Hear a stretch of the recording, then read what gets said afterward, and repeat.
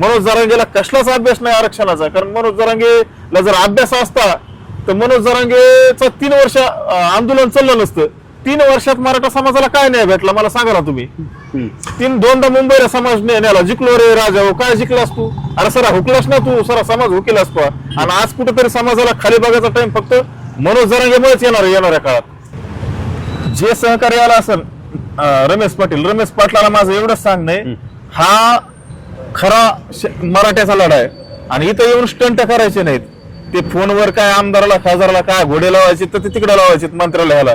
इकडं आमचे समाजाचे दाते पाटील बसलेले आहेत आणि ह्यांचा गेले 40 ते 45 वर्षापासून लढा आहे. ज्या टायमाला तुम्हाला चिड्डी घालायची माहित नव्हती तेव्हापासून दाते पाटील समाजकार्य करते. त्याच्यामुळे इथं असे स्टंट करू नका. तुम्हाला स्टंट करायचं ना तिकडे करायचे. कारण तुमचा बी इतिहास मला माहिती आणि तुम्हाला बी माहिती अमोल काय आहे. तुम्ही फोनवर बोलतात पण आम्ही कोर्टात तोडणारे माणसं. तर येणारा काळ तुम्हाला सांगतो, तुम्ही तुमच्या ह्याने राहा, असे स्टंट करू नका. तुम्हाला तिकडे मनोज जरांगेला काय साड्या घालायच्या बांगड्या घालायच्या तर घाला, पण इथं स्टंट काय करू नका. हे विषय काय झाला माहिती का, राधाकिशन विखे पाटील यांनी मनोज जरांगेच्या जवळच्या चोट्ट्याला भामट्याला टेंडर दिलेले आणि सारेच एकामेकाकडे आहे का गुंतलेले. त्याच्यामुळे विखे पाटलाला वाटतं जर तिकडे भेटायला मनोज जरांगेने सांगितलं तुम्ही तिकडे भेटायला जाणार नाही, तुम्ही जाऊ नका, नाही तर मग मी तुमच्या विरोधात जाईन. पण विरोधात जाणारा भेट नाहीत, पण दोघांचे बी एकामेकाकडे सारे धागे दोरे अडकलेले आहेत. जर टेंडर उघडे पडले तर मनोज जरांगे तर आज बी संपलेला. उगा सरकार चालू होतं त्याला मीडिया आहे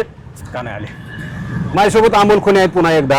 राजेंद्र दाते पाटलांना ते पाठिंबा देण्यासाठी आलेले आहेत आणि सकाळी एक प्रकार सुद्धा या ठिकाणी घडला, त्यामुळे त्या ठिकाणी आलेले आहेत. काय भूमिका आहे राजेंद्र दाते पाटलांची, कशी तब्येत आहे आणि तुमचा पाठिंबा कसा आहे? राजेंद्र पाटलांचा गेले 40 ते 45 वर्षाचा लढा आहे मराठा समाजाला आरक्षण भेटावं आणि कायद्याच्या चौकटीत भेटावं. राजेंद्र पाटलाचा एवढा मोठा म्हणजे इतिहास आहे की गेले 30 वर्ष झालं पायात चप्पल नाही त्यांच्या. आणि एवढं मोठं योगदान असताना बी कुणीतरी समाजामध्ये लाबाड्या करतं, स्टंट करतं आणि अपघातातून घडतं. तसं मनोज जरांगे घडला. मनोज जरांगेचा इतिहास मला जवळून माहिती. मनोज जरांगे फक्त स्टंट करतो. मनोज जरांगेने कितीतरी बळीचे बकरे केले आमच्यासारखे. कारण तुम्हाला मी सांगतो 2016ची गोष्ट आहे. 2013 पासून तर मी मनोज जरांगे संघच आहे. मनोज जरांगे कसा काय हे मी सगळं उकळून केलेलो आहे. पण ज्या टायमाला कोपर्डीच्या आरोपीला आम्हाला मनोज जरांगेने मारायचं सांगितलं तर आम्ही तिथं गेलोत मारायला, पण मनोज जरांगे तिथून पळून आला. आज गणेश खुने असन, बाबूराव वाळेकर, राजेंद्र जराडा आणि मी अमोल खुने, म्हणजे हे प्रत्येक माणसाचा वापर कसा करतो बघा. तिथून पळून आला. पुन्हा इकडे आमच्या नावावर समाजाकडून चांगले समजा मोठ्या लोकांकडून पैसे गोळा केले, समाज भावनिक केला. जो माणूस हुशार आहे तर ते 4 लेकर गुन्ह्यात आणू शकतोय का तुम्ही सांगा? मनोज जरांगेला 4 लेकर आहेत. जो सुशिक्षित माणूस आहे, जो अभ्यासू माणूस आहे त्याला हमारे 2च. मनोज जरांगेला 4 लेकर आहेत. स्वतःला आहे का 1-1.5 एकर जमीन, त्याच्यात एवढे धोंडे. मग कुटुंब कसं चालत होतं? म्हणजे कुठंतरी समाजातले लोक बायकायचे आमच्यासारखे. मग आमच्या नावावर मोठ्या लोकांकडे जायचं. बदामराव पंडित असतील, अमरशे पंडित असतील, तिकडे ते तेली घराणं असेल, मुंडे घराणं असेल, ह्यांच्याकडून पैसे आणायचे की मला मुलाला सोडायचंय. सुरेश दस हे सारेकडून पैसे आणले आणि मनोज जरांगेने स्वतःचे लेकरं बाळाचे गेले. मनोज जरांगेला कसलाच अभ्यास नाही आरक्षणाचा. कारण मनोज जरांगेला जर अभ्यास असता तर मनोज जरांगेचं 3 वर्ष आंदोलन चाललं नसतं. 3 वर्षात मराठा समाजाला काय नाही भेटला मला सांगा ना तुम्ही. दोनदा मुंबईला समाज नेला, जिंकलो रे राजा हो. काय जिंकलास तू? अरे सरा हुकलास ना तू, सरा समाज हुकेलास तू. आणि आज कुठेतरी समाजाला खाली बघायचा टाइम फक्त मनोज जरांगेमुळेच येणाऱ्या काळात. नाही, त्यांनी काल म्हटलं असं की कालच्या बैठकीमध्ये स्पष्ट सांगितलं की आता मराठा समाजाने 58 लाख नोंदींच्या प्रमाणपत्र मिळवण्यासाठी पुढे आलं पाहिजे. हा लढा कुठपर्यंत येऊन थांबलाय? सुरुवात कुठून झालेली होती? 58 लाख नोंदीचा दी सोडून मनोज जरांगेला माझी चॅलेंज आहे.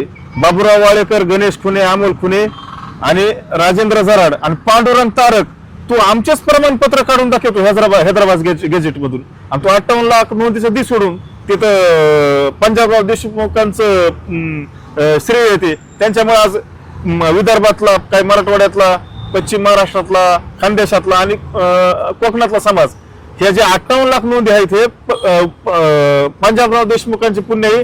मनोज जरांगेने आहे का असे थोटांग करून स्वतःच आहे का बडून घ्यायचं काम करू नये. कारण हे मनोज जरांगेचा काहीच संबंध नाही याच्यामध्ये. विखेंनी तर भेट द्यायचं ठरवलं होतं काल, मात्र ते आले नाहीत. दिवसभर येतो म्हणून सांगितलं, मात्र ते आले नाहीत. कसं पाहताय सगळं? हे विषय काय झाला माहिती का, राधाकिशन विखे पाटील यांनी मनोज जरांगेच्या जवळच्या चोट्ट्याला भामट्याला टेंडर दिलेले आहेत आणि सारेच एकामेकाकडे आहे का गुंतलेलं आहे. त्याच्यामुळे विखे पाटलाला वाटतंय जर तिकडे भेटायला, मनोज जरांगेने सांगितलं तुम्ही तिकडे भेटायला जाणार नाही, तुम्ही जाऊ नका, नाही तर मग मी तुमच्या विरोधात जाईन. पण विरोधात जाणारा भेट नाहीत, पण दोघांचे बी एकामेकाकडे सारे धागे दोरे अडकलेले आहेत. अच्छा.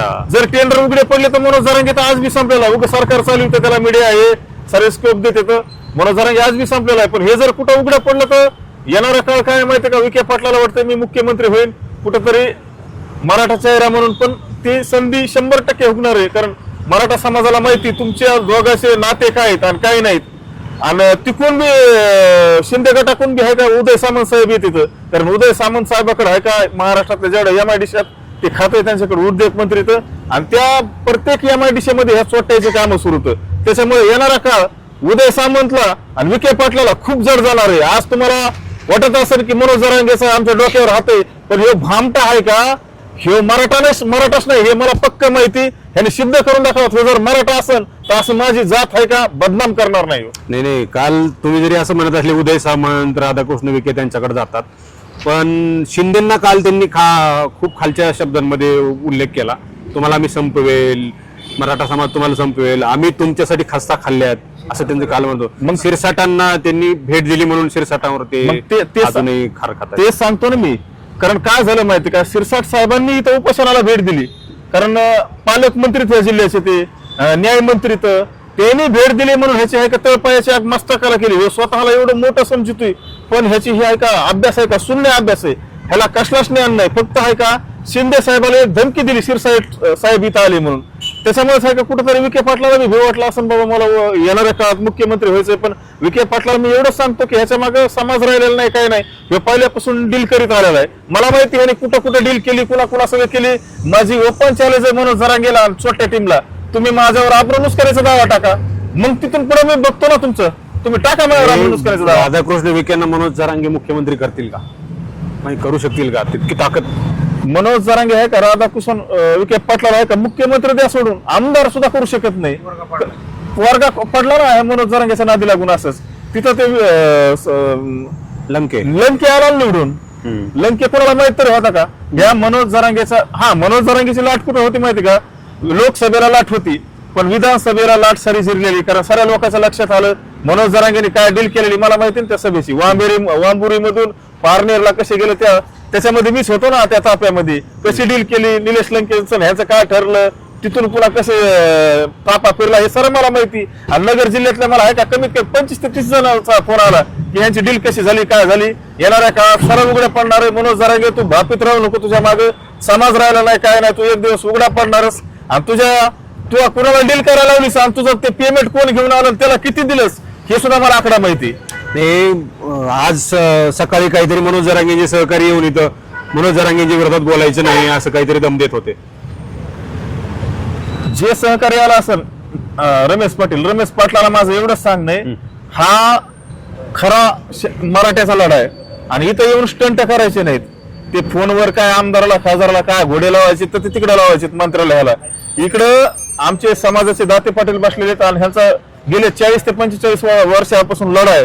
ज्या टायमाला तुम्हाला चिड्डी घालायची माहित नव्हती तेव्हापासून दाते पाटील समाजकार्य करते. त्याच्यामुळे इथं असे स्टंट करू नका. तुम्हाला स्टंट करायचं ना तिकडे करायचे, कारण तुमचा बी इतिहास मला माहिती आणि तुम्हाला बी माहिती अमोल काय आहे. तुम्ही फोनवर बोलतात, पण आम्ही कोर्टात तोडणारे माणसं. येणारा काळ तुम्हाला सांगतो, तुम्ही तुमच्या ह्याने राहा, असे स्टंट करू नका. तुम्हाला तिकडे मनोज जरांगेला काय साड्या घालायच्या, बांगड्या घालायच्या तर घाला, पण इथं स्टंट काय करू नका. मनोज जरांगेंना मनोज जरांगे विखेंना मुख्यमंत्री करणार आहेत म्हणून हे सगळं चाललेलं आहे. एक आंदोलन इथं बसतं. मी सकाळी मगाशी सांगितलं तुम्हाला की राधाकृष्ण विखेच्या प्रशासारखं तिकडे जातात कागद हातामध्ये घेऊन, मी आलो तो कागद घेऊन 3-3 वेळा अंतरवारीला जातात. त्याचं हेच कारण आहे. विदुर लागडेंनी मगाशी सांगितलं की मुख्यमंत्री व्हायचंय राधाकृष्ण विखेंना आणि मनोज जरांगेंनी इथं जर गेलात तुम्ही तर मी संपून जाईल असं सांगितलं. म्हणजे ह्याचं हेच फलित आहे आणि द्योतक हेच आहे. मनोज जरांगेंची उत्तरती कळा लागलेली आहे आणि इथं जर राधाकृष्ण विखे आले तर हे आंदोलन जे आहे ते सत्य आहे, कायदेशीर मार्गाने चाललेलं आंदोलन आहे. कायदेशीर मागण्यात येणाऱ्या काळामध्ये ह्या मागण्या जर मान्य कराव्या लागल्या तर मनोज जरांगेंचं जे थोतांड आंदोलन आहे ते संपुष्टात येईल आणि त्याचा जो काही योद्धेपणा आहे तो रस्त्यावर येईल, उघडा होईल. म्हणून त्यांनी कुठेतरी राधाकृष्ण विखेंना सांगितलं की बा तिथं जर तुम्ही गेलात तर मी उघडा पडेल, माझं आंदोलन संपेल, मी संपेल, आणि म्हणून तिथे जाऊ नका तुम्ही, असं त्यांनी सांगितल्यामुळं हा सगळा प्रकार झालेला असावा. येणाऱ्या काळामध्ये किती सत्यता आहे हे पाहिलं जाईल.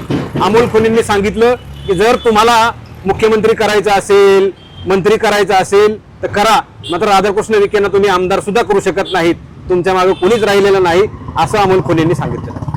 कॅमेरा पर्सन मी संग्राम धनवे, मराठी महाराष्ट्र न्यूज, छत्रपती संभाजीनगर.